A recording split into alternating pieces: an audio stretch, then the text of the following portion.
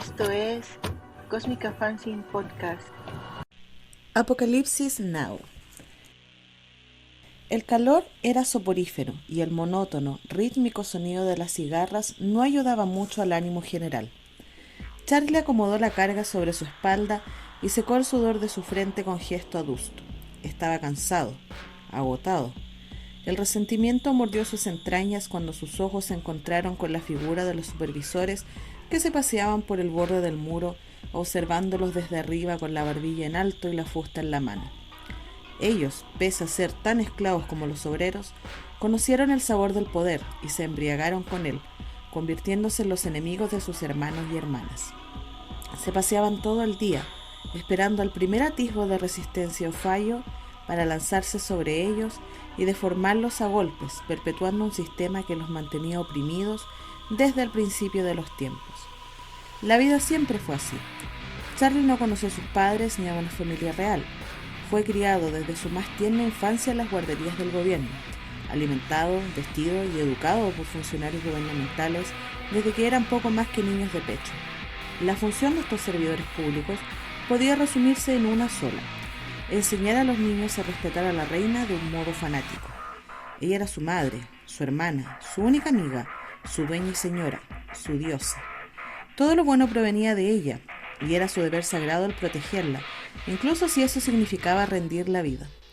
La reina permanecía encerrada en su fortaleza, pero desde allí gobernaba con mano de hierro a las masas. Nada se le escapaba, nada permanecía oculto por mucho tiempo.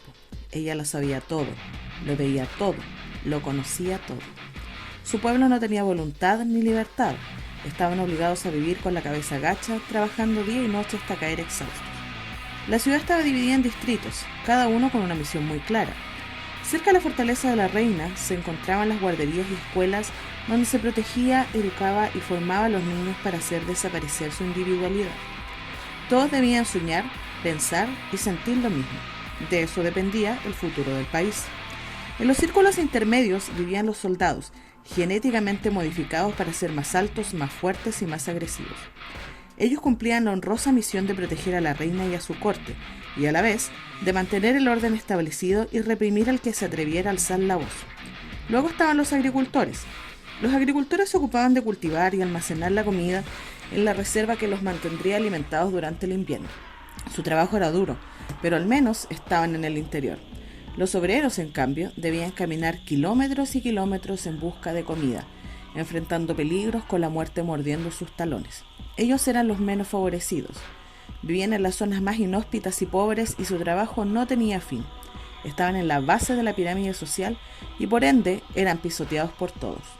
A cambio de esta servidumbre perpetua, los habitantes de la nación recibían habitación, alimento, salud, educación y un techo. Lo tenían todo, y pese a ello, Charlie sentía que no tenían nada. Sin libertad, todos los beneficios no servían. ¿Pero a quién podría protestar? El último que lo intentó fue llevado a la presencia de la reina, y su cadáver permaneció colgado de las puertas del palacio por semanas, un recordatorio macabro y constante de las consecuencias de la sedición. La reina organizó un banquete el día que quitaron el cadáver y las masas oprimidas celebraron la muerte de su compañero, porque gracias a su estupidez, todos comerían al fin hasta saciarse. La presencia de la reina, sonriente y encantadora, enloquecía a las masas, quienes la vitoreaban y lloraban de emoción al ver el rostro dulce de la tirana. Así, mediante un sistema de miedo y recompensa, la reina y su corte se aseguraban de mantener a los obreros alineados y funcionando 24 horas al día, 7 días a la semana. Pero Charlie estaba harto. El sol quemaba en su rostro y la ropa se pegaba a su espalda producto del sudor, incomodando cada paso. La rabia, el cansancio, el hambre y la desilusión lo invadieron como un veneno, llenando su boca de sabor a hiel. Se sentía usado, apenas un pequeño e insignificante engranaje dentro de una maquinaria que lo explotaría hasta la muerte, sin que él pudiera hacer nada para evitarlo. Deseó con todas sus fuerzas que algo pasara, algo que derribara aquella conjura siniestra que lo tenía prisionero, y de pronto ya no pudo más.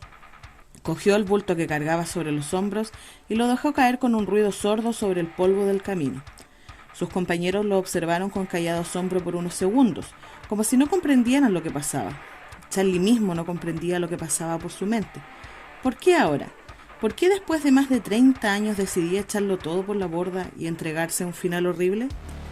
Pero, ¿no sería su muerte un final horrible de todos modos? ¿No era mejor morir siendo el mismo, defendiendo lo que creía, a sucumbir al cansancio y la decepción? Prefería morir peleando por derrumbar el sistema antes de caer por inercia, sin haber vivido ni un solo día. Un supervisor se acercó a él con el látigo en alto, preparado para obligarlo a volver a su lugar, pero nunca llegó. Un haz de luz ardiente proveniente del cielo lo atravesó de lado a lado, separando su torso del resto del cuerpo. La expresión de sorpresa y horror en su rostro permaneció, aún después de caer inerte al suelo, y Charlie se paralizó por el horror, observando la herida cauterizada mientras el olor a carne quemada invadía sus fosas nasales.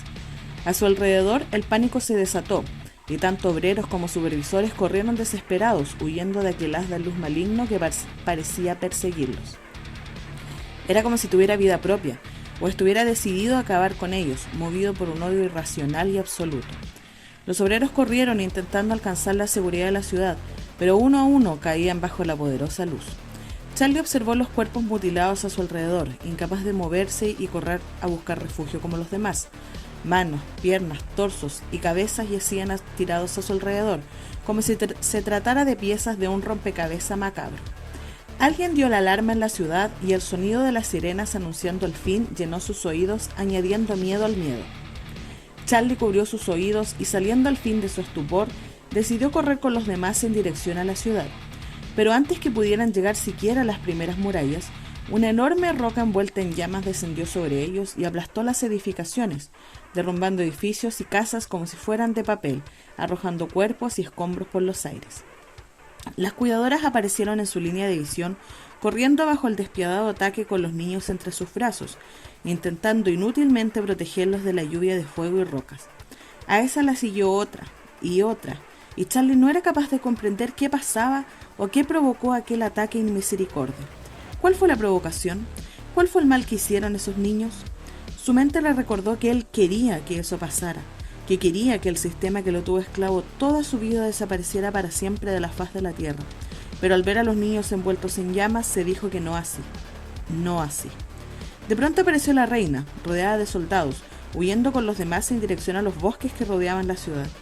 Charlie observó su rostro deformado por el miedo, y por una vez se sintió como una igual.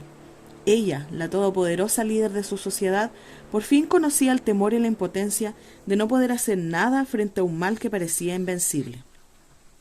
Charlie corrió y corrió, pero su camino se había interrumpido por un enorme ojo azul que lo observaba con malicia bajo lo que parecía ser una lente de aumento. Retrocedió asustado e intentó correr hacia el otro lado, pero el haz de luz de antes iba esta vez tras él. Sus pulmones quemaban debido al cansancio y sus pies se resentían, pero de nada valió su esfuerzo. Antes que pudiera siquiera despedirse de la vida, la luz lo atravesó. No sintió dolor. Fue un corte limpio y el calor del haz cauterizó sus heridas de inmediato.